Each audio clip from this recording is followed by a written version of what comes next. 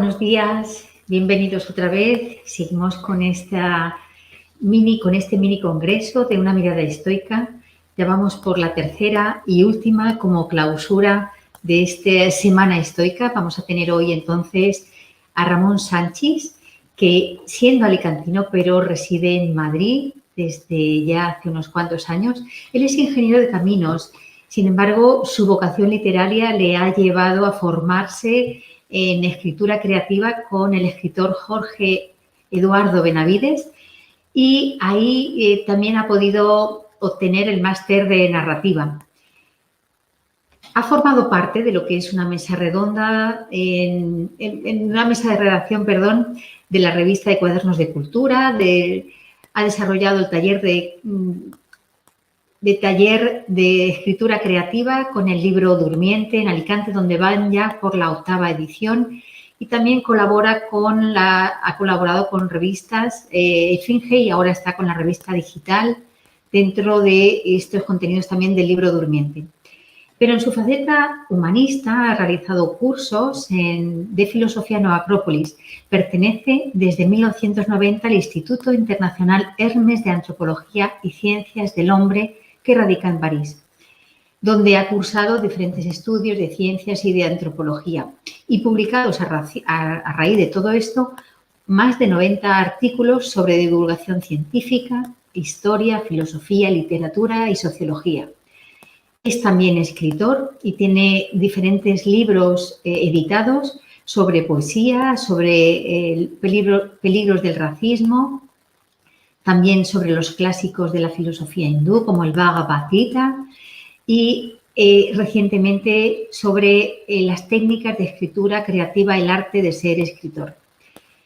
Todo esto para que nos pueda contar hoy Ramón en esta conferencia de actitudes estoicas en tiempos de pandemia, para que nos pueda traer dentro de lo que es esta conferencia, esta ponencia que va a dar él, donde nos habla y nos cuenta que, bueno, dentro de lo que es una pandemia, donde quizás haya momentos de mayor fragilidad y que podamos estar quizás también en crisis o que toda crisis tendríamos que verle el lado positivo, el cambio que gire hacia lo positivo. Y él nos contaba que, bueno, si tenemos todo a nuestra disposición y a menudo entonces esa búsqueda se queda anulada por la comodidad y por el estado de confort en la que estamos viviendo como sociedad. Y al vernos zarandeados a veces por las circunstancias que ha creado lo que es el panorama caótico y desalentador actual, pues a veces sentimos una necesidad de seguridad o de confianza que no tenemos. Entonces, frente a esta pérdida de valores y de la propia identidad humana, quizá podamos encontrar en el estoicismo ese modelo de conducta que ya sirvió en otros momentos críticos de la historia. Esta filosofía que propone una actitud reflexiva que ha de llevarnos a esa conexión profunda consigo mismo y con todo lo creado, esa fortaleza interior, la serenidad y el aquietamiento del alma, junto a una integridad moral a toda prueba. Y de esto es de lo que nos va a hablar hoy Ramón Sanchis y le damos paso con actitudes estoicas en tiempos de pandemia. Adelante, Ramón. Gracias y bienvenido por estar aquí entre nosotros. Muchas gracias, Luz, por tu presentación. Y bueno, creo que todos hemos vivido la pandemia, todos sabemos lo que es, pero yo quería analizar un poco a petición vuestra que enfocáramos esta filosofía estoica como aplicación práctica para estos tiempos de pandemia que vivimos. Lo primero es que la pandemia, siempre alguien dice esto, ¿cómo nos está pasando a nosotros? Esto no puede ser, esto no ha pasado nunca, no estábamos preparados para esta situación. Hay quien ha dicho esto es una situación de guerra.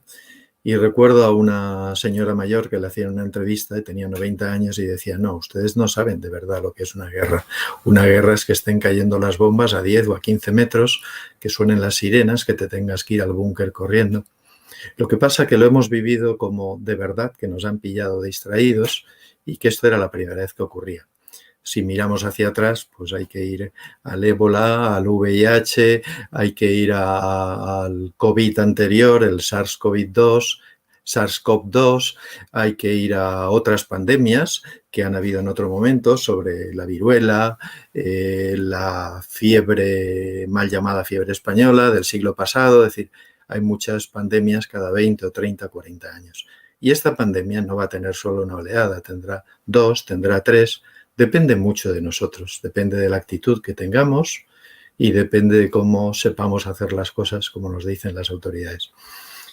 Pero la pandemia lo primero que ha hecho de nosotros es choquearnos, o sea, darnos un golpe fuerte, quedarnos impactados, decir, ¿cómo puede ser que nos pase a nosotros esto? Que además estábamos acostumbrados a vivir muy bien, muy cómodos, a tenerlo todo, a que no pasaba nada. Y de golpe esto nos ha movido la silla. Yo siempre digo que a esta altura del siglo pasado ya había ocurrido la Revolución Rusa, bolchevique, en el 17, ya había ocurrido del 14 al 18 la Primera Guerra Mundial, luego vino la crisis económica, el crack del 29, luego vino la Guerra Civil Española del 36 al 39, termina el 39 y viene la Segunda Guerra Mundial, viene la Guerra Fría, la Guerra de Corea, la Guerra de Vietnam, y hasta el año 90-91 que cae el muro de Berlín, pues parece que todo el siglo han sido guerras, desacuerdos, peleas, peligros de armas nucleares, cosas que los que tenemos ya alguna edad pues nos acordamos de esto y la gente joven igual desconoce, ¿no? Como terrorismo y muchas cosas. Entonces vivíamos de verdad en un siglo tranquilo, pero nadie nos ha dicho, nadie nos ha firmado un contrato cuando venimos a esta tierra de que no va a ocurrir nada, de que no va a haber ningún problema. De ahí que al principio nos aturde, hay un desconocimiento, nadie sabe, se quieren dar ideas a la gente de lo que hacer, pero realmente no se conoce todavía mucho esa enfermedad como es, la pandemia, qué podemos hacer. Y entonces hay nervios, inseguridad, miedos, y eso es así. Y cuando también las autoridades, los dirigentes, no tienen una idea clara de qué aconsejar, porque al principio pues todos recordamos que no se sabía muy bien si solo con el aislamiento, si solo con la higiene, si sería bueno o malo la mascarilla, etc. Lo típico que ya conocemos y no voy a abundar demasiado porque hoy en día tenemos una saturación de hablar de los temas de la pandemia. Pero todo ello en el ser humano, ¿qué ha provocado? Pues nos ha provocado además que siempre hay gente que a río revuelto aprovecha estas cosas, una desinformación, pues aprovecha para crear bulos, para una actitud negacionista, donde esto no existe, el virus no existe, es decir, no pasa nada, podéis ir por la calle tranquilamente, es decir, y realmente siempre va a ser así. Siempre que haya algo que nos zarandea, habrá gente que está, arrima el hombro, apoya a los demás. Hay gente que tiene una actitud colectiva y sabe que lo colectivo debería estar por encima de lo individual, y gente que se mira al ombligo y lo primero que va a pensar es voy a hacer lo que yo quiero. Claro, en este tipo de mundo de filosofía que tenemos, que no es realmente una filosofía de vida lo que tenemos hoy en día, pues cada cual piensa, sálvese quien pueda, yo voy a hacer lo mejor que pueda. De ahí que viene un estado de ansiedad, de nervios, de miedo, es decir, realmente la gente lo ha pasado mal. Yo he visto gente que no pensaba, que tenía una solidez de carácter o de pensamiento y tal, y pensaba que sabrían responder ante esto, pues tranquilamente. Si hay que quedarse en casa, se quedaría en casa, leyendo, hablando con los suyos. Si no se puede pasear, no se puede pasear, se pasea por el pasillo. Pero hay gente que ha caído en picado, o sea, ha tenido una gran depresión, ha tenido quizá una dejadez personal, no ha sabido alimentarse ni con música, ni con lecturas, ni con tal. Y enseguida ha habido gente que ha procurado demasiado por lo suyo, ha ido al supermercado, ha cogido todo lo que hay en el supermercado porque primero es que yo me salve, aunque ese ir al supermercado y barrer con todo, sabemos que hace que otros que van a ir mañana o después no van a encontrar nada. Ha primado el egoísmo sobre una mentalidad colectiva y eso pues no lo podemos evitar, la gente es así y esas son reacciones, decimos, naturales. Pero sí lo evitaríamos si tuviéramos una filosofía, unos principios, una manera de ser, si nos educaran realmente en la filosofía. A mí me da pena que la filosofía quede para los eslogans de algunas empresas que incluso empresas que tratan de medrar y de ganar cada vez más, incluso a costa de los consumidores, etcétera, y hablan de su filosofía de vida. Y esa es la filosofía de vida que nosotros vamos a aprender, realmente poco lejos vamos a llegar, ¿no? Entonces hay mucha gente que ha tenido un gran descontrol emocional, que ha tenido una caída en picado, que no ha podido soportar el no ver a los suyos, el no salir con los amigos a tomar una cerveza, a hacer un pequeño botellón, a juntarnos 10 o 20 en casa de alguien. Y la gente no sabe controlar cosas que, visto desde fuera, deberían ser normales, no son difíciles de hacer. Si esa es la gran guerra que nosotros hemos tenido que pasar, la verdad que no hemos sufrido mucho. Pero así todo hay gente que te extrañas de que no lo soporta, no lo aguanta, no sabe salir adelante con estas cosas. Claro, hay que también muchas veces no teníamos claridad, ante la falta de claridad la gente se excusa, es que a mí no me dicen bien lo que debo hacer. Claro, siempre nos excusamos con que el daño lo hacen otros, yo no tengo la culpa. Pero es culpa de todos el no saber discernir muchas veces lo correcto, lo que nosotros podemos hacer. Claro que a ello se une la incertidumbre, no solo la ansiedad, el miedo al porvenir, a lo que pasará, sino una incertidumbre. A veces es peor la incertidumbre, no saber qué va a pasar, no saber qué va a pasar dentro de 15 días. Miedo a si me quedaré sin trabajo, miedo a qué futuro tendrán mis hijos, miedo a qué indefenso soy, darme cuenta, realmente darnos cuenta de que somos indefensos y dependemos de muchas cosas, que son las que están siempre por encima de nosotros. Y esa es la realidad que a veces no nos damos cuenta hasta que la vida no nos zarandea y algo externo, una circunstancia, se impone sobre lo que nosotros queremos vivir. No obstante, ha habido un momento en que la gente ha tenido una actitud positiva, es decir, la gente se ha dado cuenta que la naturaleza volvía a su ser, que los animales se acercaban a las ciudades, que los delfines o a veces hasta las ballenas se acercaban hacia los puertos. Y nos hemos dado cuenta que si viviéramos de un modo más descontaminado, más natural, podríamos ser más felices, podríamos tener realmente un mundo mejor, un mundo diferente. Quizá después de esto no hemos aprendido a consolidar eso que hemos atisbado, eso que hemos visto un segundo. Y pasado todo esto, ha vuelto todo a la vieja normalidad, ¿no? Por eso decimos, la nueva normalidad no, tal vez hemos vuelto a la vieja normalidad. Sería magnífico que hubiéramos aprendido a que nos convendría controlar el medio ambiente, nos convendría ayudar a que la naturaleza esté más descontaminada. Pero muchas veces, para que la naturaleza esté descontaminada, nosotros debemos descontaminarnos y vivir de otro modo. Y eso es lo que quizá no hemos sabido aprender. Ha habido una serie de personas que sí se han dado cuenta que hacía falta volver a leer viejos libros, escuchar viejas músicas de las que nos elevan, nos ayudan, nos reconfortan, las músicas de siempre que nos sacan de nuestra tristeza o de nuestros problemas. Y la gente ha enviado mensajitos, ideas. Primero eran vídeos, quizá más bien vídeos de animales, vídeos de la naturaleza. Después algún lema, alguna frase, frases de Lao Tse, frases de Confucio. Bendito sea, si todo esto ha hecho que nosotros descubramos que deberíamos recurrir a los mensajes y las ideas de aquellos sabios que no pasan de moda. Pero quizá también el problema es que esto ha sido como muy fugaz. Muchas de esas ideas eran casi pueriles, infantiles. Muchos vídeos que llegaban los tirábamos enseguida a la basura porque tenían más de ganas de hacer que de posibilidades o capacidad para hacer cosas buenas y que transmitieran buenas ideas. Ahora, no hay que desdeñar nunca la buena voluntad de la gente que se ha dado cuenta que tenía que salir de este hoyo por sí mismo, ayudando incluso a otros, enviándole buenas ideas o buenas músicas a los demás.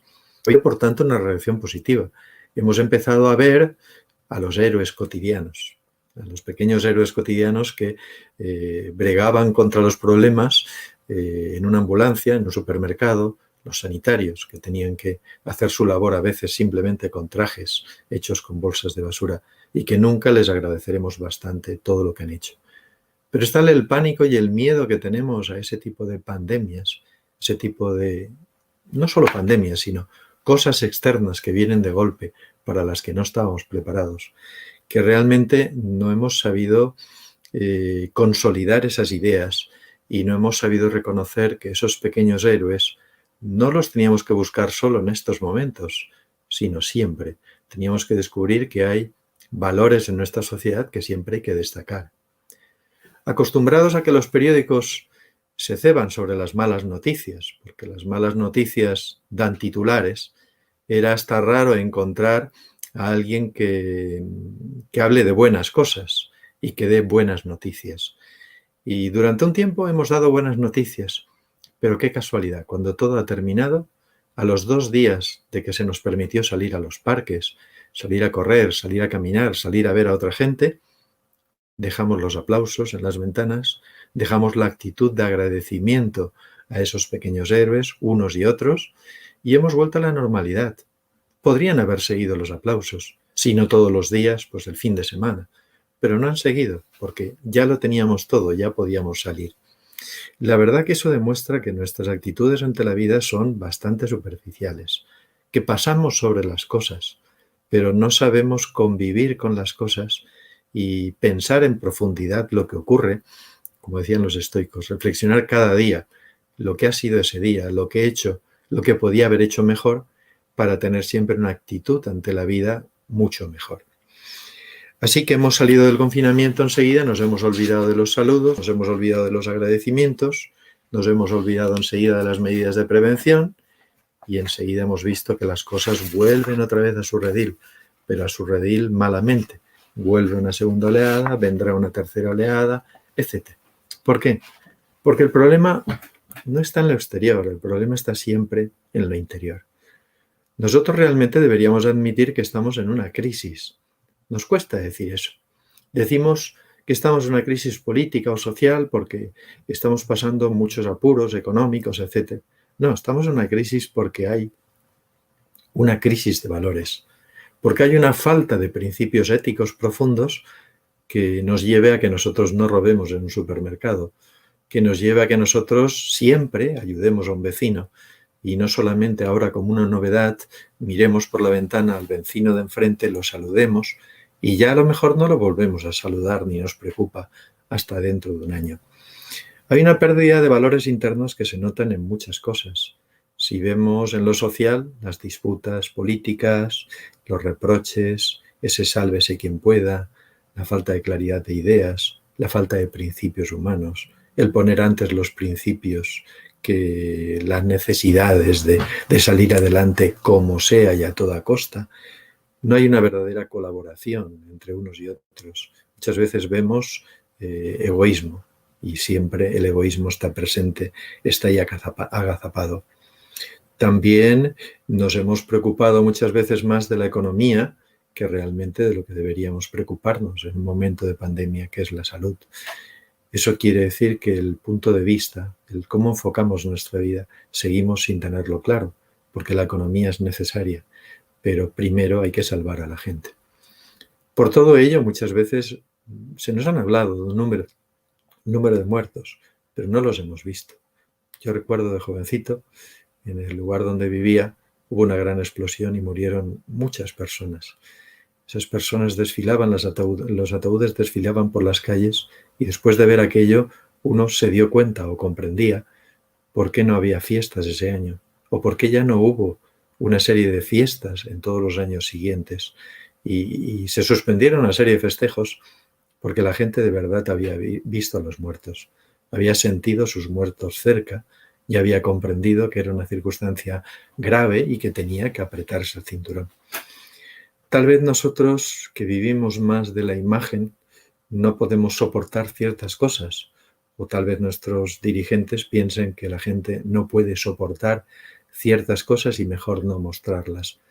Pero por todas estas cosas también muchas veces no aprendemos. La gente no aprende realmente lo que ha vivido. Ha vivido cosas que parece que las hayan vivido otros. Y si yo he tenido suerte de que no me ocurra nada, pues entonces yo he pasado muy bien esta crisis y el problema lo han tenido otros. Pero la muerte está ahí y hay una realidad que es esa. Ahora, visto así, nosotros tal vez pequemos de falta de compasión, de falta de piedad, de falta de comprensión con aquellos que sufren, y es una cosa que tenían presente siempre los estoicos. Por lo menos siempre hemos escuchado a Marco Aurelio decir que había que amar a los demás por encima casi de uno mismo, había que estar pendiente de lo que ocurre, pero sobre todo siempre querer a aquellas personas con las que te ha tocado en suerte vivir. Ahora, ¿qué podríamos cambiar nosotros entonces? ¿Qué podemos cambiar nosotros de esta pandemia, de estas actitudes? Quizá darnos cuenta de que estamos en una pequeña decadencia, o tal vez una gran decadencia si no sabemos salir de ella a tiempo. Estamos en un estancamiento, estamos en una frialdad, estamos fríos con los demás, nos preocupamos de nosotros mismos, pero realmente arrimamos poco el hombro a lo que los demás necesitan. De ahí que nosotros destacamos a los pequeños héroes, que deberían ser las personas normales y cotidianas de nuestra vida, porque hay pocos, porque puntualmente no sé si llegan a un 1%, por eso los destacamos, ¿no? Y encima decimos pequeños héroes, ¿no? Porque son héroes cotidianos y nos parece que luego hay otros héroes grandes, que claro, en nuestro mundo los héroes grandes sabéis quiénes son, los futbolistas y similar, ¿no? Los grandes deportistas que hacen una labor loable y un esfuerzo muy loable para estar ahí.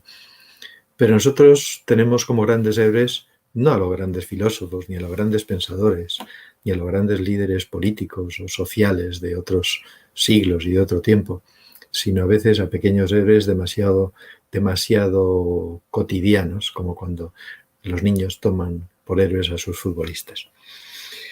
Somos frágiles. A mí me ha extrañado ver en esta pequeña crisis y compartir esto con muchos amigos y compañeros, que mucha gente que es frágil, que es débil, que tiene grandes inseguridades, que las esconde, que en vez de trabajar porque esas inseguridades y miedos no estén dentro de uno mismo, pues las deja, están ahí larvadas. Cuando vienen las circunstancias difíciles es cuando salen. Y entonces nosotros debemos aprender a descubrir nuestras propias debilidades, que las tenemos, siendo un poco más reflexivos, y descubrir que podemos mejorar. La filosofía pretende que mejoremos, que encontremos nuestro rumbo, nuestro camino, y eso es a lo que deberíamos dedicarnos. Hay demasiadas luchas partidistas, hay demasiadas decisiones caóticas, hay demasiado miedo de muchas personas que deberían estar delante de nosotros y a la cabeza a firmar un documento, a firmar un papel, porque esas cosas comprometen, porque da miedo dirigir en tiempo donde la gente necesita que se la dirija. De ahí que tenemos una sociedad que todos percibimos como frágil, demasiado cambiante, demasiado inestable. Y los estoicos hablaban, en cambio, de que necesitamos ciudadanos del mundo, necesitamos ser ciudadanos. Dicen, pero un ciudadano es aquel que ha sabido madurar, ha sabido comprender, evolucionar, de manera que es responsable ante la vida y es responsable ante los demás. Para ellos la idea del ciudadano no es solamente que una persona pudiera votar. De hecho, en las antiguas democracias, como pasaba en Grecia, no todo el mundo podía votar. No estoy diciendo yo aquí que se aplique eso, simplemente que es bueno reflexionar cómo ellos decían, puede votar o puede ejercer su labor social o su labor de sacar la sociedad adelante en la medida que esa persona esté comprometida y sea responsable para sacar la sociedad adelante. O sea, votar es fácil. Lo difícil, decían en Grecia, es al mismo tiempo cuando el Estado necesite coger tus caballos, coger tu hacienda, coger tu trigo, coger tu harina, coger lo que tú tienes para, por bien del Estado, que tú admitieras que eso es así. Decían, el ciudadano es alguien que es responsable ante los demás y responsable ante su Estado. Deberíamos aprender de esa idea del ciudadano comprometido, un ciudadano que está a todas, a las buenas y a las malas. Y si durante 10 días debemos dejar nuestro trabajo para ir, por ejemplo, a ayudar en inundaciones que se están dando cerca de donde vivimos, a poner sacos de arena en los lindes de un río para que no se desborde, pues deberíamos estar acostumbrados a que eso es así y que en nuestra vida, como cuando en las antiguas aldeas había un problema, todos acudían de golpe a solucionar ese problema. Como cuando hay un incendio en los bosques, antes la gente acudía a ayudar. Hoy en día sabemos que no, porque hay unas brigadas que hacen este tipo de trabajos, pero la actitud de apoyo y de salir adelante debería ser la misma. Claro, entonces nosotros podemos decir, vale, para cambiar toda esta actitud, me voy a centrar en unas cuantas ideas básicas que tenían los estoicos y que creo que nos van a permitir descubrir algo. Ojalá nos permitan descubrir algo en nosotros. Los estoicos tenían una actitud firme porque tenían unas concepciones firmes. Ahora, ¿cuáles eran sus concepciones? Las habéis oído seguramente en esta semana estoica del Centro Alejandría, con las ponencias tan interesantes y con los vídeos tan interesantes. Pero me voy a permitir de un plumazo repetir algunas ideas. Todo responde, decían ellos, a la necesidad y todo tiene una finalidad. La palabra necesidad y finalidad podíamos en este caso traducirlas porque todo está sometido a una providencia y esa providencia escribe de alguna manera el destino de las cosas y todo está sometido a algo que es indefectible, está por encima de nosotros. Si lo traducimos a palabras modernas, la necesidad es la evolución. Hay una ley que hace evolucionar las cosas. ¿Y cuál es la finalidad de la evolución? Pues la finalidad de la evolución es perfeccionarnos. Todos estamos en el mundo para perfeccionarnos, para aprender, para comprender, para evolucionar un poco más. Aunque alguien piense que la vida es una pura casualidad, la filosofía no lo piensa así, nunca lo ha pensado así, salvo en las etapas de los últimos siglos donde la filosofía se ha tiznado demasiado de materialismo. Pero la filosofía siempre cree que hay un porqué en las cosas, que todo tiene una idea, un algo. Es decir, unos llamarán Dios, otros llamarán providencia, otros llamarán el orden de las cosas, pero todo tiene un porqué. Nosotros sabemos que nacemos de nuestros padres nacieron de otros padres y así sucesivamente, con lo cual los antiguos decían, solo sé que yo no soy quien rige mi destino. Mi destino viene en muchos aspectos dado, como me dan la vida, pues viene dado de otra manera. Ahora, hay pequeñas cosas que yo sí puedo gobernar. Por eso los estoicos no se cansan de repetir. Hay cosas que dependen de nosotros y cosas que no dependen de nosotros. Y más allá de que haya un destino, unas leyes naturales que gobiernan las cosas, ellos sabían compaginar muy bien lo que podían vivir, lo que podían hacer con respecto a las cosas que no dependían de nosotros. Y no tenían problema. Cuando venía algo que no dependía de nosotros, como un imprevisto, como una pandemia, lo tenían claro. Pensar qué podían hacer ellos y hacerlo, porque otras cosas a veces no podemos evitarlas. Y si tomamos aquellas cosas que no dependen de nosotros como una realidad, como importantes, pues vamos a sufrir. ¿Qué podemos hacer? Tomar siempre solo lo que depende de nosotros como lo más importante. ¿Qué es lo que depende de mí? Lo que yo estoy pensando ahora, lo que yo estoy sintiendo. Si odio a alguien, si quiero a alguien, si veo un defecto en mí, soy capaz de cambiarlo y reformarme. O sea, mis actos, mis juicios, mi criterio personal, en qué se basa mi vida, mi pequeña filosofía de vida es lo que depende de mí. Y el resto de cosas no dependen de mí. Puede venir una pandemia, puede venir un cambio económico, puede venir un giro de la fortuna, la riqueza, puedo perder el amigo mayor que tenía de toda la vida, puedo perder tal vez a mis familiares, pueden pasar muchas cosas, puede venir una guerra y tal vez nosotros no poder hacer nada para cambiarlo. Pongamos que fuera una guerra mundial, una guerra nuclear, algo que nosotros, a nuestro nivel pequeño, no podemos cambiar. De ahí que es muy interesante darse cuenta de qué cosas dependen de nosotras y qué cosas son contingentes. Son cosas que van a ir apareciendo en nuestra vida y que nosotros no vamos a poder gobernar. Otra máxima principal de los estoicos es: el universo es un todo. Es una unidad que tiene sentido y va en una dirección. ¿Esto qué quiere decir? Pues lo hemos oído muchas veces, pero si lo llevamos al lenguaje cotidiano, todos estamos en el mismo barco. Cuando alguien va al supermercado y se adelanta para tener él su comida, pues como todos estamos en el mismo barco, alguien en el barco se queda sin comida, ¿no? Y decía Marco Aurelio con sabias palabras, dice, lo que es bueno para la colmena, lo es para la abeja. Dice, pero al contrario, no siempre sucede. Si nosotros atendemos a lo que es bueno para la colmena, seguramente vamos a llevarnos también una buena parte. Pero si solo miramos egoístamente lo que nos interesa a nosotros, no siempre la colmena se va a beneficiar. Así que tenemos que asumir muchas veces como propios todos los fines colectivos, todo lo que la colectividad quiere y todo lo que pretende. Es decir, ese universo es un todo, es una unidad y va en una dirección y tiene un sentido. Aunque nosotros no encontremos el sentido del universo, de hecho la palabra universo significa algo que va en un versor, en una dirección, pues todo tiene un porqué y todo tiene un sentido, aunque nosotros no alcancemos a descubrirlo. Todo lo que sucede seguramente nos conviene y todo lo que sucede nos enseña algo. Lo que pasa es que hemos perdido la capacidad de aprender de todo aquello que sucede. Todo tiene un porqué, todo tiene un camino y todo sigue unas leyes básicas de causa y efecto, como después van a decir todas las filosofías, como va a decir también el Bhagavad Gita, el Mahabharata en la India, etc. Un tercer principio es que también todo el universo está sometido a la dualidad. Todo el universo tiene ciclos. Nosotros vemos un imán y tiene polos positivos y polos negativos. Si no fuera así, pues no habría magnetismo y no habría electromagnetismo y no habríamos descubierto para qué nos sirven los campos magnéticos, la electricidad y tantas otras cosas. Todo tiene polaridades.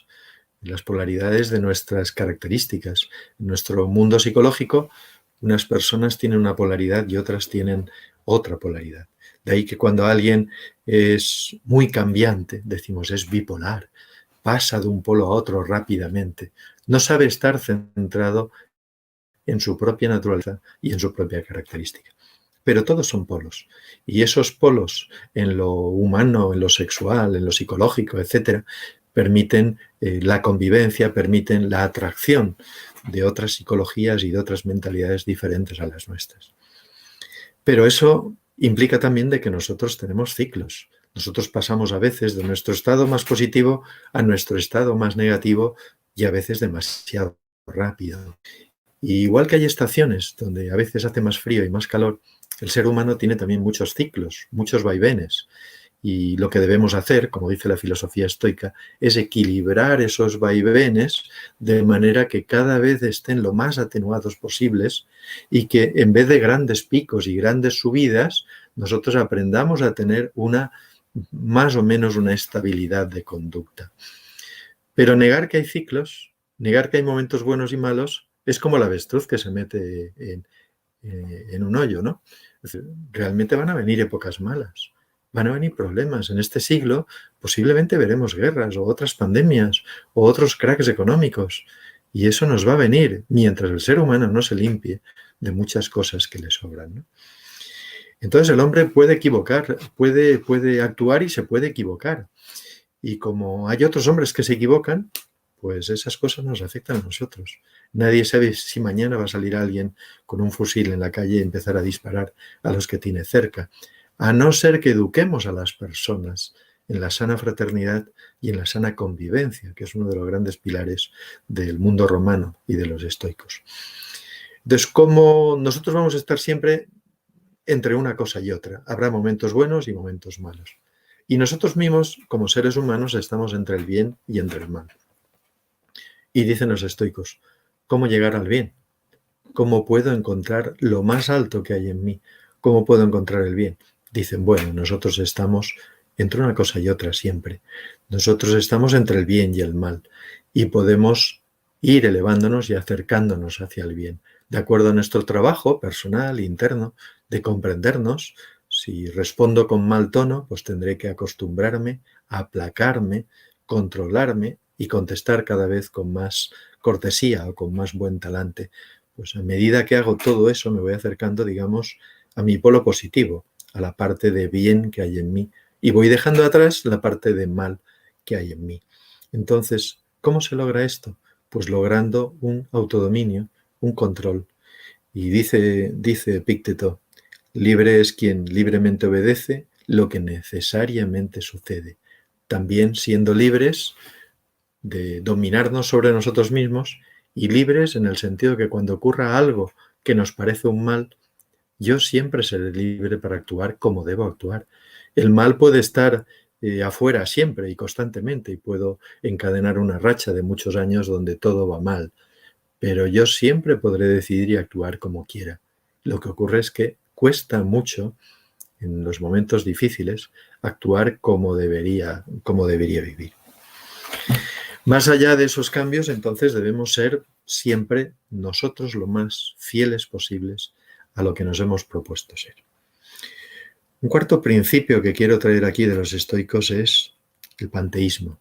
El panteísmo o la idea de que la divinidad está en todas las cosas. Muchas religiones piensan que esto no es así. Dios, es inalcanzable y los hombres, los animales, las cosas están muy alejadas de Dios. No, muchas de estas religiones, por ejemplo, cristianismo, budismo, etc., piensan en sus orígenes, pensaban así. Muchas veces lo que ha ocurrido después de 1000, 2000 años ha cambiado la letra original de esas religiones.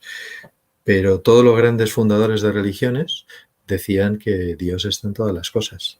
Podemos ver a Dios en todas las cosas. Si Dios no estuviera, decía mi profesor de filosofía, el profesor Jorge Ángel Ibraga, si Dios no estuviera en una pequeña brizna de hierba, o en un mosquito, o en una hormiga, esa hormiga se estaría burlando de Dios. Tendríamos como a Dios muy grande y otro pequeño Dios que es la hormiga, porque Dios no llega a ella. Entonces tendríamos como dioses, dos dioses, el Dios número 1 y el Dios número 2, que es la hormiga.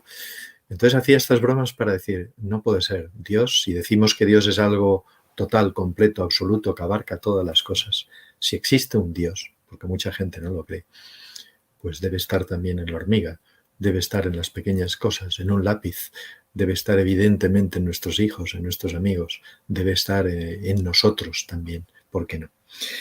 Y entonces, según los estoicos, esa idea de que Dios está en todas las cosas les llevaba a una actitud de humanidad, una actitud de buscar en los demás siempre a ese Dios que está dentro de ellos, esa parte de verdad que ellos tienen, porque todos tenemos una parte de verdad. Lo que ocurre es que muchas veces hay gente que cree que tiene toda la verdad. No, todos tenemos una parte de verdad, pero solamente una parte, no hay que creerse mucho en nuestras opiniones. Por eso decía Platón, más tarde, decía que nosotros vivimos entre la ignorancia y el conocimiento. Y lo que tenemos son opiniones. Y nuestras opiniones no son ni ignorancia, ni son realmente sabiduría. Ni son conocimiento, ni son ignorancia. Entonces nosotros con nuestras opiniones vamos caminando y realmente vamos encontrándonos a nosotros mismos. Del mismo modo, dentro de todas las personas hay algo de verdad, una parte de verdad. No toda la verdad, porque vamos en camino a encontrar la verdad, pero hay una parte de verdad. En el quinto principio que podemos traer de los estoicos, nos dicen que el universo es materia y es espíritu. ¿Qué quiere decir? Nosotros tenemos una envoltura material, nosotros somos materia, pero según los estoicos somos algo más. Dentro de nosotros hay un alma o hay una razón elevada que busca siempre la parte más profunda o espiritual, diríamos hoy en día, aunque ellos hablaban cuerpo, alma y razón. Dividían el mundo del ser humano y de todas las cosas en 3 niveles. Más material, algo más psíquico, a lo que llamaban alma, y algo más elevado o espiritual. Y decían, el universo es casi perfecto. Vemos colisiones de planetas, vemos estallidos de estrellas, pero nos parece algo magnífico. Y cuando descubrimos cómo se mueve y por qué, cuando descubrimos su razón, nos damos cuenta que el universo ha tenido que ser creado por un gran pensador y el universo no está exento de una gran razón, un alma del mundo, una mente cósmica que lo gobierna, decían los estoicos. Decía Aristóteles también, Platón, etc. Para todos ellos había algo material y algo profundo, que para no hablar mucho de Dios o de lo espiritual hablaban de la razón de las cosas. Dice, y qué casualidad, el hombre también tiene cuerpo y razón. El cuerpo es a la materia, lo que su razón sería la razón que gobierna el universo. Si nosotros supiéramos hacer que la razón gobernara todo lo sensible, que gobernara todo lo material, pues estaríamos imitando al universo. ¿Y por qué nuestra razón, decían ellos, es de la misma categoría que la razón del universo? Porque aunque sea una pequeña semilla de la razón que mueve todo el universo, de esa mente cósmica, ellos decían que es una semilla pequeña, pero puede comprender el universo. ¿Por qué podemos comprender sus leyes? Porque dentro de nosotros está lo mismo, la misma actitud, la misma capacidad de ver lo perfecto, lo equilibrado, etc. Así que, visto esto, podemos entender un poco más aquello que los estoicos nos han legado. Nos han legado porque tenían estas ideas, estas premisas. Yo quiero apuntar más sobre esta idea de materia y espíritu, lo que somos y hacia dónde vamos, una reflexión de la filósofa de la que he recibido clases muchos años y considero mi maestra también, que es Delia Steinberg Guzmán, una máxima que hace reflexionar sobre lo que somos y dice: nosotros debemos estar preocupados o pendientes del cuerpo y del alma, pero deberíamos preferentemente preocuparnos del alma, o sea, poner el puntito de la I en el alma. Deberíamos preocuparnos de nosotros y de los demás, pero preferentemente poner nuestra atención en los demás. Debemos preocuparnos del hoy y del mañana, o sea, la historia debemos dejar para las generaciones futuras que puedan tener un mañana. Entonces, preocupémonos de lo que necesitemos hoy, pero pensemos también siempre en el mañana, preferentemente en el mañana. Si hacemos de estas tres dicotomías siempre elegimos esa parte más conveniente, que es la segunda parte del término, veremos que todo funciona mejor. De ahí que estos días, en esta semana estoica, hemos hablado al final de las virtudes o las características que tenía el estoico. Les voy a dar un repaso rápido. No quiero alargarme mucho, pero voy a dar un repaso y voy a decir, la primera yo diría que es la libertad. Un estoico es libre.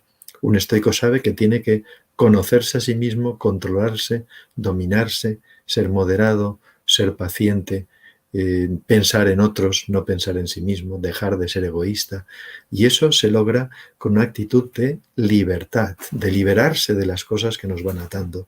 Saber elegir, saber decidir, saber qué es lo prioritario, saber qué es lo profundo sobre lo superficial, lo que es más importante sobre lo que es irrelevante, lo que es más contundente y necesario para nosotros sobre aquello que es algo de lo cual podemos prescindir. También decían que de esta manera, con esa libertad, seríamos un solo hombre. No seríamos un hombre que cada vez toma distintas posturas o distintos matices y que hoy es agradable con este y enemigo de aquel, y mañana es agradable con aquel y enemigo de este. Es decir, querían decir que si de verdad nos controlamos, nos dominamos y somos libres, podríamos ser un solo hombre, nos podríamos gobernar a nosotros mismos, dominando también los deseos, los instintos, etc. Para todo ello decían una segunda cualidad importante, la fortaleza interior. Hay que ser fuerte externamente ante todo lo que venga, pero no se puede ser fuerte externamente si nosotros no tenemos una fortaleza interior, si no desarrollamos esa capacidad de vencernos a nosotros mismos. Dice una máxima estoica: analiza las cosas que amas de verdad. ¿Amas un cántaro? Pues no te turbes demasiado cuando se rompa. O sea, si realmente amamos un cántaro, pues ¿qué va a ocurrir con la vida y con las cosas? Que se pueden romper, que podemos perderlas. Y dicen incluso pensamientos que nos parecen hoy en día pues fuertes, difíciles de asumir, pero dice: si amas a tu mujer y a tu hijo, dite a ti mismo que son seres mortales y no te conturbes demasiado cuando ello suceda, ¿no? ¿Qué quiere decir? ¿Que debemos casi estar contentos cuando alguien muere? No. No es esa la actitud de quien tiene un sentimiento profundo con respecto a los demás, pero la actitud de quien tiene fortaleza interior para asumir que a veces vendrán momentos difíciles y que uno debe estar en su sitio, a veces incluso para dar ejemplo a otros que nos van a necesitar. Imaginemos pues que un padre o una madre, cuando muere su pareja, pues tiene que seguir a veces estando en el sitio para dar ejemplo a sus hijos, para seguir trabajando por ellos y ayudándoles. Entonces, el estoico hablaba siempre de una fortaleza interior. También hablaba mucho de la felicidad. cosa que a nosotros nos parece que no es planta de esta tierra. Pero hablaba de la felicidad porque trabajaba por la felicidad. De hecho, ellos dicen, el deseo y la felicidad no pueden vivir juntos. Claro, alguien que piensa así lo tiene claro. Nosotros más bien atenderíamos todos nuestros deseos y si viene la felicidad después, bendita sea. Pero ellos trabajaban por la felicidad. ¿Cómo? No dejando que los deseos nos manejen, sino eligiendo de verdad lo que querían vivir. Porque la felicidad es una forma, decían, de autorrealizarnos, de evolucionar, de comprender. La felicidad es saber vivir. Estos días se ha repetido este lema muchas veces. La felicidad es el fin de los estoicos, porque es la autorrealización, porque es llegar a realizarnos como seres humanos. Porque el arte de la felicidad es el arte de saber vivir, que es uno de las artes más difíciles que podemos hacer en nuestra vida, valga la redundancia. Conserva lo tuyo y no codicies lo ajeno, dicen. O sea, no tener codicia. La calidad de vida depende de la calidad de tus pensamientos, dice Marco Aurelio. O sea, porque todo está en lo que pensemos. La naturaleza nos da lo que necesitamos de modo fácil, pero nosotros deseamos cosas extrañas y difíciles de conquistar. Claro, nosotros muchas veces no somos felices porque nunca nos basta lo que tenemos. O sea, y tenemos una opinión de las cosas donde al mismo tiempo nos quedamos atrapados con las cosas. La felicidad se alcanza, decían ellos, con una actitud moral, con un desprendimiento, un desapego de las cosas, que para nuestro siglo es difícil hablar así. Yo entiendo que es difícil hablar así y yo mismo trato de vivir esto y aunque a todos nos cuesta vivir estas máximas y estos principios. Otra característica del estoico es que asume lo que sucede. Nosotros debemos asumir lo que sucede. Lo que sucede puede tener tal vez una enseñanza que no vemos. Tal vez esté preparado para nosotros porque es lo que necesitamos descubrir, lo que necesitamos aprender. Bueno, y ya no voy a abundar demasiado sobre cosas que hemos oído, pero dice Epicteto también sobre la muerte. Así, la vida más larga y más corta es lo mismo, pues ambos pierden solo el instante presente, que es el único que poseen, puesto que no pueden perder ni el pasado ni el porvenir, que aún no lo tienen. O sea, un pensamiento que se repite mucho también en Séneca, Epicteto, etc., es que nosotros cuando morimos perdemos un segundo, perdemos un minuto. Esto nos choca, es raro, pero claro, nosotros tenemos el presente, que es lo que estamos viviendo ahora. El pasado ya no lo tenemos. El pasado no lo tenemos porque murió ayer, murió hace 5 minutos y no existe. El futuro es un sueño, es lo que vendrá.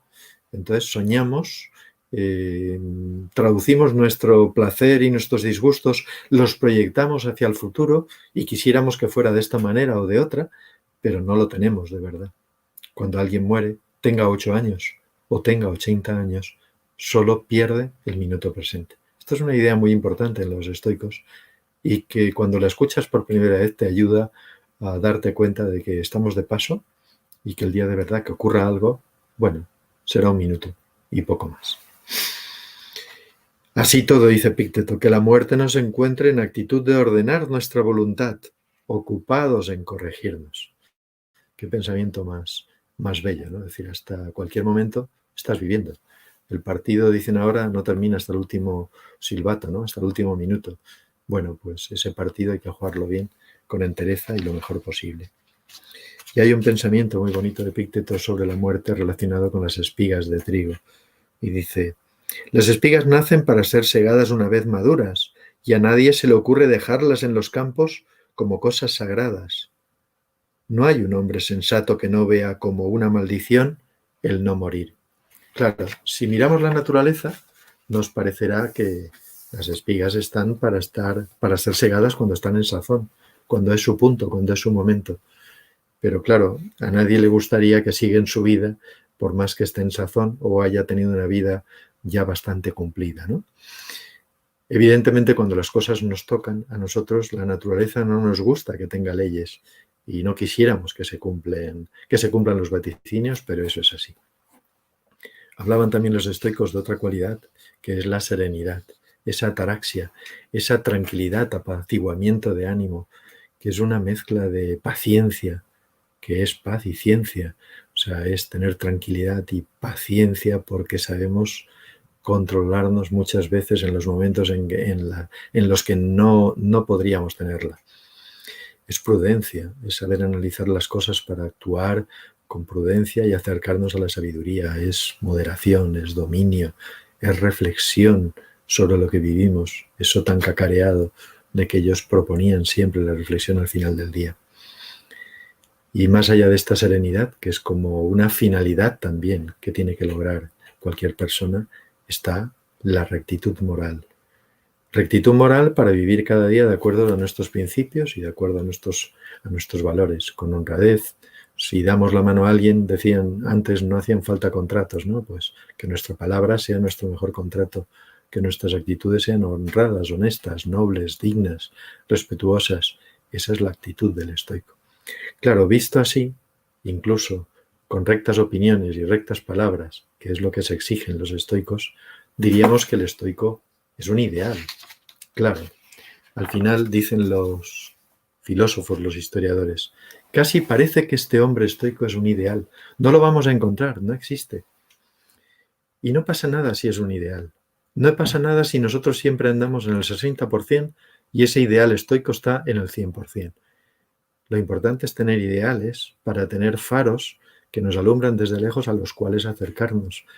Claro que vivir esto así tan perfecto es un ideal, pero es bueno tener un ideal, y es malo de alguna manera vivir simplemente y empujar los días sin saber hacia dónde vamos. Es mejor tener este ideal de conducta, aunque nos parezca inalcanzable. De hecho, hay gente que lo ha vivido. Tenemos ejemplos sobrados muy brillantes. Hemos hablado esta semana, en la semana estoica, de Marco Aurelio. Marco Aurelio vivió 18 años de guerra. De los 18 años de guerra estuvo de los 18 años de su gobierno, de su reinado como emperador, vivió 14 en guerra. Y no se quedaba tranquilo en el palacio recibiendo los comunicados de lo que pasaba en el frente de batalla, sino que esos años los pasó en el frente de batalla. Y tenemos sus meditaciones escritas por la noche, que no sé cómo encontraría tiempo un general de los ejércitos para reflexionar de esta manera y escribir todos los días un pequeño diario. Y esos son sus meditaciones, ¿no? O sus consejos a sí mismo, como le llamaba él. Y de los 18 años de reinado pasar 14, pues peleando con la guerra en Siria, en Armenia, en la Panonia, lo que sería la antigua Yugoslavia, Croacia, etcétera, en el frente contra los germanos, pues no era fácil. De hecho, cuando decía, no tenemos bastantes soldados, entonces no hay más remedio que enviar a los gladiadores. El pueblo se le puso en contra porque, claro, podías hacer cualquier cosa, pero no nos vas a dejar a nosotros sin gladiadores. Ahora nosotros, que queremos ver siempre lo malo de Roma, pensamos que ellos daban pan y circo a la gente porque así la tenían contenta y atontada. Pues Marco Aurelio decía, no amaba el circo, no amaba a los gladiadores, no amaba esas peleas que le parecían cruentas, y a veces iba porque tenía que ir o tenía que mantener el tipo ante las cosas que debía hacer como gobernante, y decía que iba incluso por si alguna vez podía levantar el pulgar hacia arriba más que hacia abajo y podía salvar a alguien que, de ser otro que estuviera en su lugar, igual no lo hubiera salvado. Pero no le gustaba nada aquello, sino que ya veis que él, cuando enviaba a los gladiadores al frente, por bien de todos, para defender las fronteras, y a los bárbaros que atacaron durante mucho tiempo por oleadas, pues era la gente la que no estaba de acuerdo y la que estaba en contra de él, porque se quedaban sin ese pan y circo.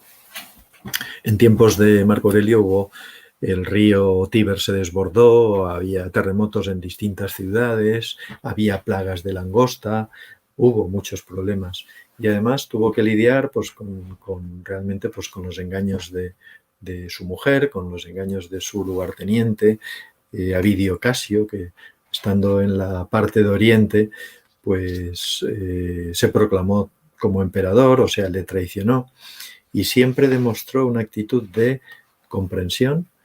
Incluso decía, la vida, que es justa, ya le dará la lección que merece, y sin él hacer nada, uno de aquellos rebeldes o veintitantos rebeldes que estaban con Avidio Casio, pues le dio muerte también. Así que sus pensamientos y sus ideas siempre eran nobles. Cuando su mujer le traicionaba, pues seguía tratando de ver las virtudes que tenía más allá de las infamias que cometía, pero no porque fuera bobo, porque fuera tonto, sino siempre trataba de comprender un poco más a las personas y de levantar la mano y no castigar a nadie antes que hacerlo. Entonces, para él todo era un volcarse a los demás. Dio todo su dinero para que se pudiera atender a los pobres, a las mujeres, a los niños, a los huérfanos, a las personas que pasaban enfermedad. Es decir, eso era siempre su tónica. Y decían que tenía capacidad de curar. Tanto es así que él por la noche, embozado en una capa, pues iba y trataba de ayudar y de cuidar a la gente enferma sin darse a conocer, sin que conocieran que era el emperador, porque era sabido que solo con imposición de manos, tan noble o tan profundo era, que podía curar o arreglar algunos males, ¿no? Entonces, realmente hemos visto que pasar unas pestes, una pandemia, como él pasó de 15 años seguidos, pues es muy duro. Y nosotros podemos decir, bueno, pero las pandemias de aquel entonces, como siempre, no son como las de ahora. Pues sí, en las pandemias de aquel entonces en Roma morían unas 2.000 personas cada día, que es más o menos lo que puede pasarnos ahora a nosotros. Y es más, toda la población del Gran Imperio Romano quedó diezmada a un veintitantos o 25%. Una cuarta parte de la población es lo que quedó y el resto pues se la llevó la peste. Entonces hay que pensar que esos hombres han lidiado o han vivido, no tenían solo palabras, sino que han vivido esas cosas, ¿no? Y hasta el último momento han estado diciendo pues que viviéramos o que fuéramos fieles a nosotros mismos y que siguiéramos luchando por nuestros principios y por lo que valía la pena. Y él siempre se acordaba, es decir, no os preocupéis de mí, preocuparos de los que están enfermos, de los que están a punto de morir. Tanto es así que decía una frase muy bonita, que el arte de la vida se parece más al arte de la lucha que al de la danza. Es decir, y con esto creo que nos da la idea de austeridad, de bondad, de alguien batallador, y aunque todo lo tuviera en contra, siempre estaba al pie del cañón, como decimos ahora. De tal manera que yo cerraría esto diciendo que el estoico es, como dice uno de los estoicos del periodo intermedio, que es Posidonio, dice, el estoico es el hombre que hace progresos. El estoico no es tal vez ese ideal magnífico, ese sabio que es el ideal del estoico, y tal vez no es el hombre vulgar, porque ellos decían, hay como dos extremos. ¿Y dónde está el estoico? ¿Dónde estamos nosotros? Pues nosotros somos un hombre intermedio, que tiene virtudes y tiene defectos, pero es un hombre que hace progresos. Fijaros qué frase más bonita. Ojalá pudiéramos encontrarnos siempre en nuestra vida que estamos haciendo progresos, que estamos tratando de mejorar y de evolucionar. Dice, el hombre vulgar cae en el vicio, en la injusticia, a veces no respeta a los demás, se agrede, tiene siempre adversarios, busca el placer, dice, es ingrato, es insensato, es ignorante, a veces no respeta ni a los hermanos y hay disputas por herencia, por las tierras, se deja arrastrar por los impulsos, es ateo, no respeta a los dioses, son esclavos porque están esclavizados a todo aquello que desean. Ese es el hombre vulgar como pintan los estoicos. Y en el otro frente, claro, son los dos polos, está el sabio. Dice, el sabio, el modelo de ciudadano, es virtuoso, le repugna el vicio, no es ingrato, vive en paz, ayuda a los demás, vive la amistad, es tranquilo, es sereno, no monta en cólera por cualquier circunstancia, no es pasional, es libre, no tiene opiniones, sino que conoce, es social, es piadoso, es civilizado. Claro, los dos extremos son demasiado para nosotros, uno por muy malo y otro por muy bueno. ¿Dónde está cada uno de nosotros? ¿Dónde está quien quiera aprender esa filosofía que le lleve a comportarse cada vez mejor? Pues un hombre que hace progresos, ¿no? Habría mucho más que hablar del estoicismo, pero ya no podemos alargarnos más por tiempo, os lo dejo a vuestras preguntas, porque habría que hablar de su psicología, de su mentalidad, sus ideas sobre el tiempo, etcétera, ¿no? Solamente quiero cerrar esta charla diciendo, repitiendo las ideas básicas. Vivimos en crisis, vivimos una crisis, pero una crisis de valores individuales. Hemos perdido valores porque digamos, nos ha comido por los pies el consumo, la comodidad, la tranquilidad, la necesidad de recompensa de todo lo que hacemos y vivimos, y no sabemos estar más allá de las cosas. Vivimos con los pies muy pegados a la materia y muy metidos en ella. Individualmente estamos en una época de pérdida de valores. También una pérdida de valores colectivos, porque la lucha no siempre está entre si alguien es de un color político azul, verde, rojo, sino realmente la lucha está entre el materialismo y el idealismo. Hay gente materialista y gente que, a pesar de todo, quiere que las cosas funcionen mejor. Tiene un ideal, tiene sueños y busca que realmente la sociedad sea mejor y los hombres sean mejores. Hay luchas sociales, políticas, hay cambio climático, hay exceso demográfico, hay una globalización. Todo esto son cosas que no hemos sabido arreglar bien. La globalización no ha llevado más bienestar a los países pobres o al tercer mundo, sino les ha llevado quizá la envidia y el querer venir al primer mundo porque ellos tienen cada vez menos o tal vez tengan malos gobernantes, dictadores, tiranos. Y bueno, también nosotros tenemos un poco de eso, ¿no? Falta humanidad, faltan unos principios básicos. Como no hay un fondo filosófico y humanista, pues las sociedades hoy en día van funcionando como pueden.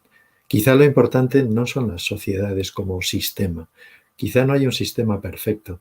El sistema tal vez más estable es que el hombre sea estable, que el hombre sea profundo, que los hombres empiecen a vivir de acuerdo a unos principios elevados. Y entonces las sociedades también serán perfectas y elevadas, o por lo menos serán mejores que las actuales. Pero toda crisis es un cambio.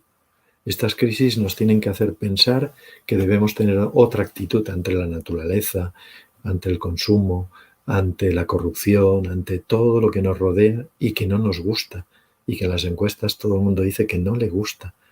Entonces, las incertidumbres se cambian con certidumbres.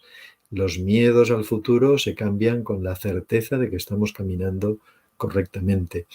Y todo va a ser diferente si volvemos a un conocimiento, a un dominio de nosotros mismos, a esa fortaleza interior, a esa búsqueda de una serenidad, a esa quietud interior, de manera que podamos tener algo también para darle a los demás. Hay gente que quiere dar algo a los demás, pero no tiene nada dentro. Debemos llenarnos nosotros, no primero nosotros en plan egoísta, pero debemos llenarnos siempre pensando en ayudar y dar a los demás. Tal vez si nosotros encontramos esa fortaleza y esa serenidad interior, podemos dar un poco más de luz a otros, podemos iluminar nuestro camino, porque lo que ocurre ahora es que en vez de llevar la lámpara delante de nosotros, nuestra sociedad, nuestro mundo, tiene una lámpara, pero la está llevando a las espaldas. Y entonces, en vez de ver el camino cada vez más claro, pues si mirara hacia atrás tal vez vería claro, pero aprendería de la historia, pero nosotros no sabemos llevar la lámpara por delante. Pongamos luz dentro de nosotros, pongamos capacidad de ser mejores para que nuestro mundo pueda ser mejor. Y esto es lo que yo quería aportaros hoy. Muy bien, pues muchísimas gracias, Ramón, por esta reflexiva, profunda, incluso podría decir poética ponencia. Se nota que tienes toques ahí literatos y de literatura y poéticos, porque sí, al final, la verdad que he estado, ya nos ibas así como elevando a esa parte más elevada de nobleza de que todo ser humano tenemos dentro. Muchas gracias. Muchas gracias a vosotros por la oportunidad. Y hay alguna pregunta y a ver que tengamos apenas unos minutos antes de cerrar. Y bueno, lo que he recogido yo, entre otras muchas cosas para sintetizar o simplemente seleccionar algunas, ya por el tema del tiempo, me ha parecido curioso que tú hablabas que hay que educar a las personas y en la ponencia anterior también se hablaba que había que educar las pasiones. Qué interesante ese concepto de educar, deducir de aquello que dice Platón, que necesitamos constantemente en cada uno de los planos educarnos incluso, ¿no? Educar a las personas, educar a las pasiones.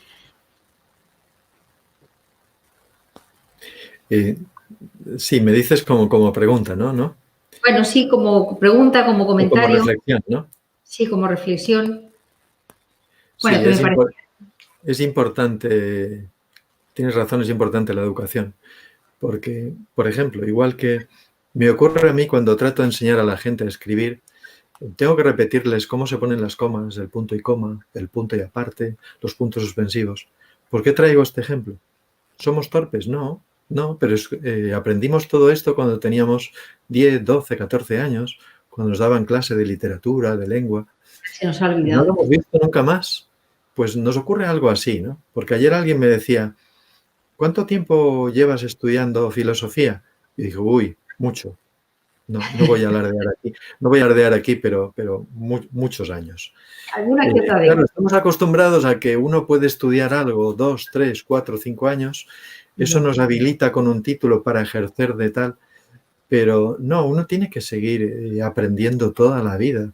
Yo diría que tenemos que seguir educándonos toda la vida, tenemos que seguir leyendo libros profundos toda la vida, escuchando música que nos lleve hacia arriba toda la vida, porque en cuanto dejemos de hacerlo, tendremos una época en la que no sabemos cómo salir de nuestros problemas, porque no hay nada que nos saque hacia arriba, sino que los problemas nos tiran hacia abajo. Siempre nos va a hacer falta educarnos, siempre nos va a hacer falta escuchar a grandes pensadores, leer grandes libros, asistir a este tipo de reuniones donde cada cual aporta algo, porque la vida fácil trae soluciones fáciles y la vida a veces que parece más complicada trae mejores soluciones y nos ayuda a vivir. Ponías el ejemplo final también de Marco Aurelio como ese gran filósofo, pero ese gran ser humano que pues escribió todas estas máximas en tiempos de guerra y de pandemia y me parece muy interesante, ¿no? Que un gran ser humano llegara a ese ideal político filosófico que decía Platón y que a su vez pudiera dar un ejemplo de vida estando en el puesto más alto que en aquel entonces podía llegar a tener un imperio y la época que se vivía en aquel entonces. Es increíble ese concepto de humanidad y como aquí he recogido antes, pendiente de los demás, de amar a los demás, de esa... Y que por contraposición, y ahora viene con una pregunta, comentario, la excesiva frialdad que tenemos y por otro lado fragilidad de la que hablabas también en algún momento que creo que quizás sea más extendida de lo que podemos pensar. Y podrías recordarnos algo más en concreto para poder salir de esa fragilidad y de esa frialdad que a su vez, algo como para que la gente pueda recoger y decir, bueno, si yo considero que puedo tener ese rasgo o alguien, ¿cómo yo puedo empezar? Yo creo que tenemos que aprender a vivir, a sentir con corazón, vivir las cosas intensamente. Claro, ahora si yo las vivo intensamente para el mal, va a salir algo mal. Pero vivir intensamente los pequeños detalles, lo cotidiano y tratar de dar profundidad a nuestra vida. Cada vez que yo me siento delante de una agenda por la noche y pienso que ha sido mi día, estoy dando profundidad a mi día. Cada vez que yo, en vez de decir buenos días, digo buen día, te deseo buen día, ya estoy teniendo un detalle con la persona. Pero es que yo mismo, cuando digo eso, no estoy haciendo una fórmula mecánica. Yo estoy deseándole a alguien que tenga un buen día. Cada vez que en los pequeños detalles nosotros nos revestimos de profundidad, pensamos las cosas que hacemos, sentimos lo mejor posible y cuando vemos que nace en nosotros, por ejemplo, envidia a alguien o un odio a alguien, pues como decía el Principito, cortamos enseguida ese baobab que está en el planeta y que al final con las raíces inmensas va a hacer estallar todo el planeta, pues nuestra vida puede ser mejor. Ahora, yo digo esto y también soy una persona que está intentando hacer progresos, como he dicho.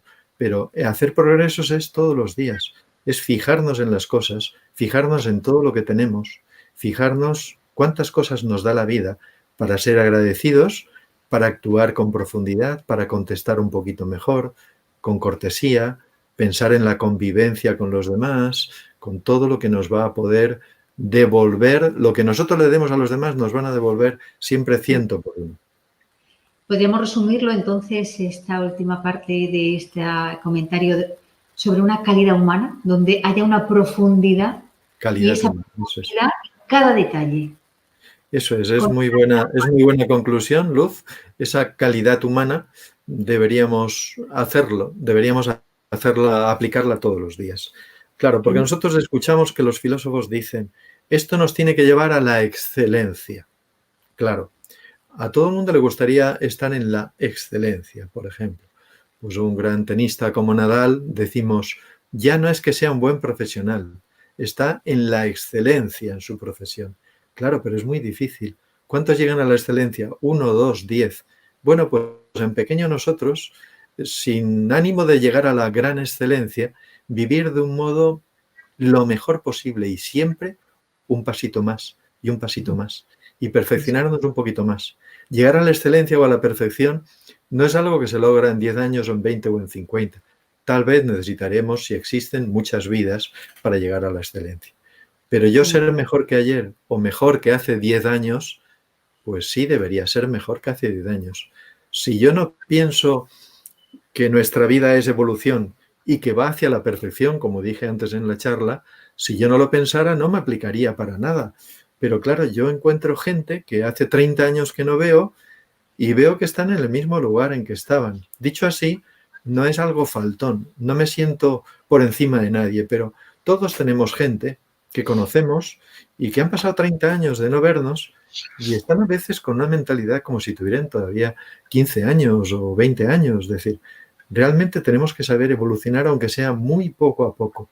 Nosotros no nos vamos a dar cuenta, pero dentro de 10 o 20 años veremos que poco a poco esa persona que hace progresos va a ir naciendo dentro de nosotros. y va surgiendo esa calidad humana que a mí tanto me Sí. gusta decir, porque yo creo que denota lo que es un conglomerado o un conjunto de esas piedras preciosas, aunque sean chiquititas o de pequeños brillos en el buen sentido, no estos de postureo como la charla de antes, sino aquel refulgir de la lámpara que tú decías que en vez de llevarla detrás ya empieza a integrarse y empieza a emanar. Y ya por último, y para agradecerte, Ramón, algo cortito que nos puedas decir con referencia, ¿qué diferencia habría entre lo que es compromiso, que también has estado hablando de esto o haciendo alusión, e implicación? La implicación en las cosas nos va a llevar al compromiso. Depende cada cual como entienda, no hace falta que abramos un diccionario, pero entiendo que debemos implicarnos en las cosas, pero tal vez nos implicamos porque nos gustan, si nos implicamos por placer, si nos implicamos porque nos llaman la atención, tenemos un interés en las cosas. Imaginemos que yo empiezo a jugar al ajedrez y me implico cada vez más en jugar al ajedrez. Poco a poco me absorbe. Es algo ya que necesito para mi vida. Bien, pero a lo mejor en el ajedrez no tengo una actitud de compromiso, porque ahí hay una implicación por placer, por gusto, por ver que aprendo cosas, que se desarrolla mi mente, porque el placer, el ajedrez ayuda al desarrollo de la mente. Pero un compromiso requiere una implicación en las cosas y algo que tú dejas de lado. El compromiso es dejar atrás mucho de lo que tú tienes y que te gusta también vivir y hacer para dar a los demás. De ahí que hablamos de compromiso cuando alguien da un paso más y un voluntario, por ejemplo, se compromete a dar parte de su tiempo para otros. Al mismo tiempo, obviamente, un voluntario aprende, se siente gratificado cuando hace cosas y los demás le devuelven cariño de las cosas que hace y él también se llena. Pero obviamente la palabra compromiso es una actitud de dejar atrás mucho de lo que nosotros quisiéramos vivir para implicarnos, pero en una implicación global, en una implicación total, que a veces abarca todas las esferas de nuestra vida. Porque hay gente que se compromete y sabe que puede morir.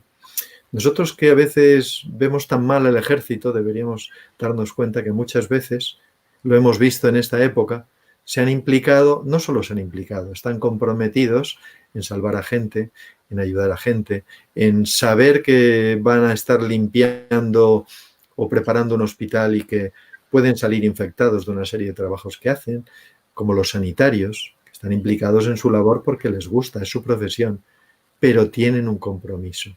Cuando ellos terminaban sus turnos de 20 horas, no se iban a casa.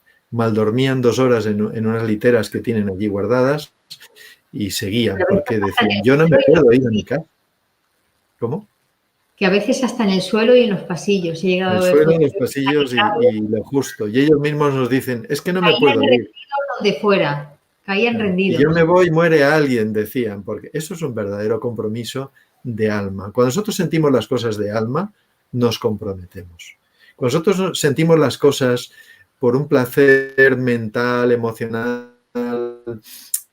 y que esto nos gusta, pero no ha llegado al corazón, pues no hay un verdadero compromiso. Y nos faltaría mucho hoy en día personas comprometidas con la evolución, con los demás, con nuestra sociedad. De verdad que, por ejemplo, yo tengo una vena política. A la política solo deberían ir los que tienen un compromiso social y humano con los demás. Así ganen o no ganen dinero. Así vivan para los demás, por ejemplo, sin cobrar. Yo esto lo he visto, por ejemplo, en mi casa. Mi padre fue concejal durante 30 años y nunca cobró un dinero. Eso era compromiso. No es solo que te gusta, es un compromiso, porque encima tú no vas a recibir nada por ello, ¿no? Pero no es por centrar el tiro en lo político, que hoy en día está tan denostado a veces, ¿no? Sino el verdadero compromiso es sentir de corazón las cosas, tanto es así que toda tu vida no podría ser de otra manera.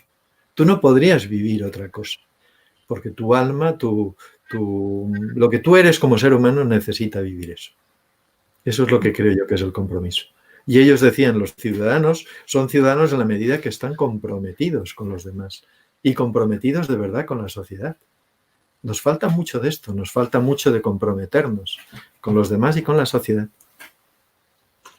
Pues sí, yo estoy de acuerdo contigo y te vuelvo a dar las gracias en nombre de Espacio Alejandría Cultural y por esta magnífica y, como te decía, reflexiva y profunda ponencia que pienso que como para cierre de este mini congreso y de esta semana estoica viene muy al hilo y hace este lazo que a ti alguna vez te he oído decir que cierra como este lacito y ya hace... Y ya si me permites, pues sería, tomando estas últimas palabras que tú dices, pienso que los filósofos de la antigüedad, como estamos hablando de los estoicos, y aquellos de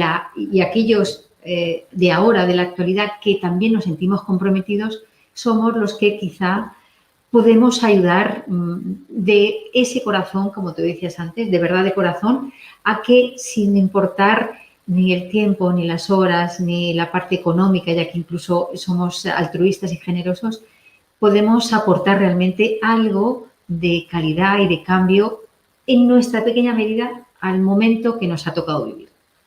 Ya con esto, pues, Espero que sí, yo creo que sí. te agradezco a ti y a todos los ponentes y a todos, como cerraba el jueves, a todas las personas que han ido pasando, que han participado y que han contribuido a que esta semana se pueda hacer y se pueda dar. Y ya que tenemos también aquí a Ana, agradecerle otra vez a ella enormemente que haya estado al pie del cañón todo el tiempo con la parte técnica en directo y en diferido y en todos los aspectos. Gracias a todos. Muchas Un gracias. abrazo Muchas y gracias. hasta la próxima. Hasta la próxima. Gracias a todos. Gracias.